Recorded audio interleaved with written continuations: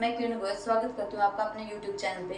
हमने जो last lesson हमने कंप्लीट कर लिए हैं जो हमारे कॉस्मेटोलॉजी के हैं। आज का हमारा थर्ड लेसन है temporary removal of superfluous hair. Superfluous hair क्या होते हैं? जो हमारे अनवांटेड हेयर होते हैं उनको बोलते हैं हम सुपरफ्लेशियस हेयर। जो हेयर हम अपनी बॉडी पे नहीं चाहते।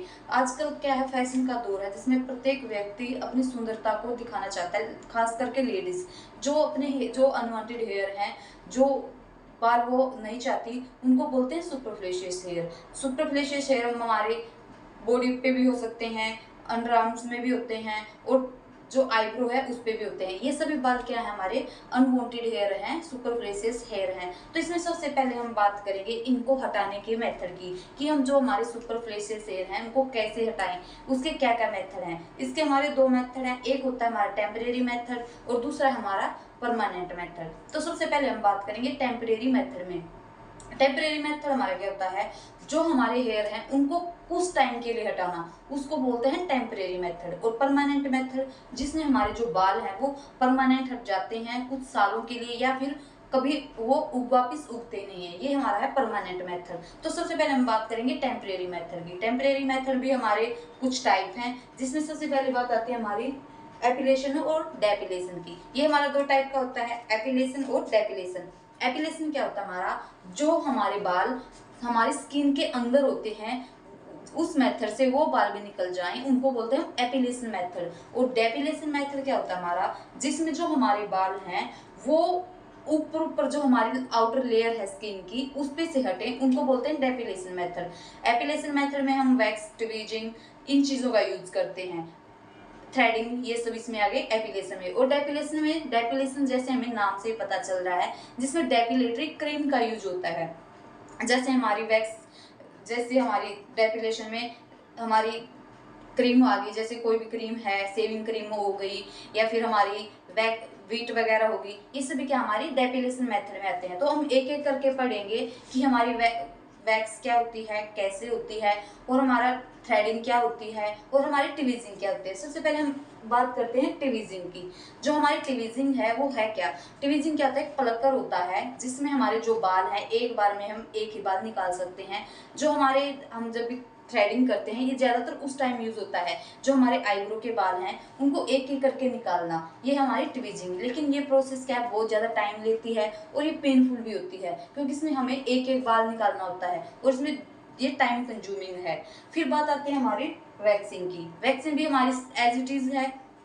वैक्सिंग में हम क्या करते हैं, वैक्सिंग में हम वैक्स हीटर का यूज करेंगे और वैक्स के लिए जितने भी प्रोडक्ट यूज होंगे हम उनको लेंगे और अपने स्किन पे लेप को, जो हमारा वैक्स है उस लेप को लगाएंगे और पट्टी के साथ जो हमारी बालों की ग्रोथ है उसके अपोजिट साइड में हम इसको निकालेंगे। तो ये प्रोसेस हमारी वैक्स ही होगी। हम ये प्रोसेस एक एक करके, फिर जैसे वैक्स कैसे होते हैं, ट्वीजिंग कैसे होती है, हम नेक्स्ट वीडियो में इसको करेंगे प्रैक्टिकली। लेकिन इसमें हमें इसका नॉलेज होना चाहिए कि ये कैसे होती हैं, इनको हम कैसे करते हैं और इनका काम क्या है, ये हमारी थ्योरेटिकल हम इस वीडियो में पढ़ेंगे। तो फिर बात आती है हमारी थ्रेडिंग की। थ्रेडिंग भी क्या है, ये कॉटन का एक धागा होता है जिसमें जो हमारे बाल हैं वो हम अपने जो जिस साइड में हमारा बाल है उस साइड से इसको निकालते हैं। ये हमारा क्या है, ये जो अपनी जो आईब्रो हैं उनको शेप देने का काम आता है, क्योंकि सबकी सुंदरता ज्यादातर लेडीज की आईब्रो के साथ ही खिलती है। तो उन अनवांटेड हेयर को निकालने की प्रोसेस को क्या बोलते हैं हम, थ्रेडिंग।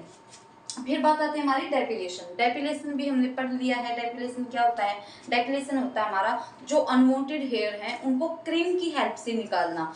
कोई भी किसी भी टाइप की क्रीम होगी, जैसे सेविंग क्रीम हो गई, कोई पाउडर टाइप की हो गई, या फिर हमारी वीट वगैरह हो गई, ये सभी क्या हमारी डेपिलेशन में आती है। सबसे पहले हम सेविंग का यूज करेंगे।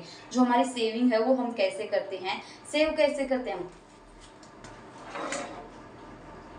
सेविंग में हम क्या होगी, जो हमारी क्रीम है वो हम लगाएंगे, फिर रेजर की हेल्प से बालों को निकाल देंगे। क्रीम, हमने कोई भी क्रीम ले ली, अपने बालों के ऊपर लगाएंगे और उसको कुछ टाइम जो उसके प्रोडक्ट के ऊपर लिखा हुआ है उस प्रोडक्ट के टाइम के अकॉर्डिंग उसको उसके बाद रिमूव कर देंगे, हमारे जो बाल हैं वो निकल जाएंगे, ये क्रीम का। और कुछ क्रीम हमारी पाउडर वे में आती हैं और उसको पानी में घोल के, जैसे जो उसके प्रोसेस लिखी हुई है, पानी में घोलना है या किसी अदर मटेरियल के साथ उसको मिक्स करना है, तो हम उसको स्किन पे लगाएंगे तो वॉश करने के बाद हमारे बाल निकल जाएंगे। तो ये क्या है, पेनफुल नहीं होती, लेकिन जो हमारे एपिलेशन के मेथड है वो पेनफुल होते हैं। तो ये हमारे प्रोसेस हैं एपिलेशन और डेप्रेशन, जो क्या करती हैं, टेम्परेरी रिमूव करते हैं हमारे बालों को। फिर बात आती है परमानेंट। परमानेंट में हमारी बात आती है इलेक्ट्रोलाइसिस और लेजर।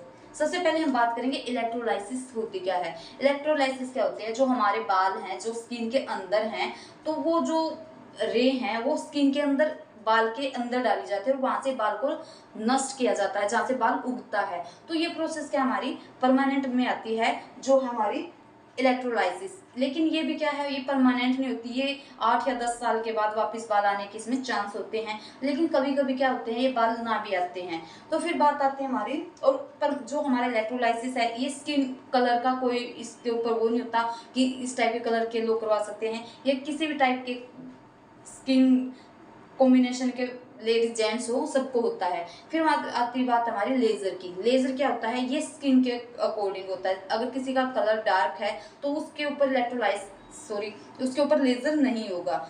और लेजर क्या है, इसमें भी एज इट इज होता है, जो हमारे फिलामेंट है वो स्किन के अंदर जो हमारा हेयर का कूप है, जहाँ से हमारे बाल उगते हैं, वहां पे जाके वो बीम डाले जाते हैं लाइट के, जिससे बाल क्या होता है, नष्ट होता है। लेकिन ये क्या है, ये ज्यादा यूजफुल नहीं है, इसमें बाल 1 साल के बाद वापिस आ जाते हैं। अब हमारा क्वेश्चन आता है कि जो परमानेंट मेथड है, जो इलेक्ट्रोलाइसिस है, उसमें बाल कितने साल बाद आते हैं, और या आते ही नहीं है, या फिर लेजर में कितने साल बाद आते हैं। तो इसको हम क्वेश्चन को इसका आंसर लिख देंगे, इलेक्ट्रोलाइसिस में इतने दिन बाद आएंगे और लेजर में इतने दिन बाद।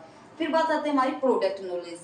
कोई भी हम काम करें उसमें हमें प्रोडक्ट नॉलेज होना मस्ट इम्पोर्टेंट है, क्योंकि प्रोडक्ट नॉलेज के बगैर हम अपने क्लाइंट के ऊपर कोई प्रोडक्ट यूज नहीं कर सकते। हमें ये नहीं पता होगा हमें वैक्स कौन सी स्किन पे या फिर किस मौसम में कौन सी वैक्स यूज करनी है, तो ये हमारी बॉडी पे इफेक्ट ही डालेगी। तो इस प्रोडक्ट का बहुत ज्यादा नॉलेज होना चाहिए। और फिर उसमें साथ ही हमें एलर्जी टेस्ट भी करना आना चाहिए, कि जैसे हमने कोई डेपिलेटरी क्रीम ले ली और वो हम डायरेक्ट स्किन पे नहीं अप्लाई कर सकते, उसको क्या करेंगे, हम एलर्जी टेस्ट करेंगे।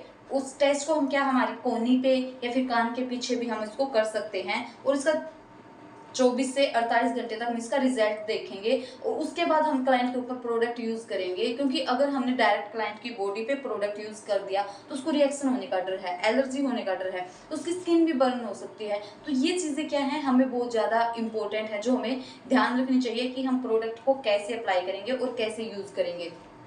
फिर बात आती है हमारी क्लाइंट कंसल्टेशन। हमारा सैलून का वर्क ऐसा है जिसमें क्लाइंट कंसल्टेशन बहुत ज़्यादा जरूरी है, कि हम अपने क्लाइंट को कैसे वेलकम कर रहे हैं, कैसे उनके साथ बात कर रहे हैं। क्योंकि हमारे जो फर्स्ट इंप्रेशन है क्लाइंट कंसल्टेशन से ही क्लाइंट के ऊपर डलता है। हमें क्लाइंट का वेलकम करना है, फिर उनको जो सर्विस चाहिए उसके बारे में पूछना है, फिर उसका पेस्ट टेस्ट करना है, जिसको प्रेडिकेशन टेस्ट भी बोलते हैं, या फिर जिसको हम एलर्जी टेस्ट भी बोलते हैं। अगर क्लाइंट हमारे पास पहले आया हुआ है तो उसका कार्ड जो फिल हमने पहले किया हुआ है उसमें हम देखेंगे कि आपको किसी प्रोडक्ट से कोई एलर्जी तो नहीं है। तो ये सब चीज़ें क्या है, हमारे सैलून में मस्ट फॉलो करनी चाहिए, क्योंकि इससे हमारा टाइम भी बचेगा और क्लाइंट को आने वाले जो प्रॉब्लम है उनसे पहले ही हम बचा सकते हैं। फिर ये लेसन हमारा हो गया, इसमें आधा लेसन हमारा हो गया है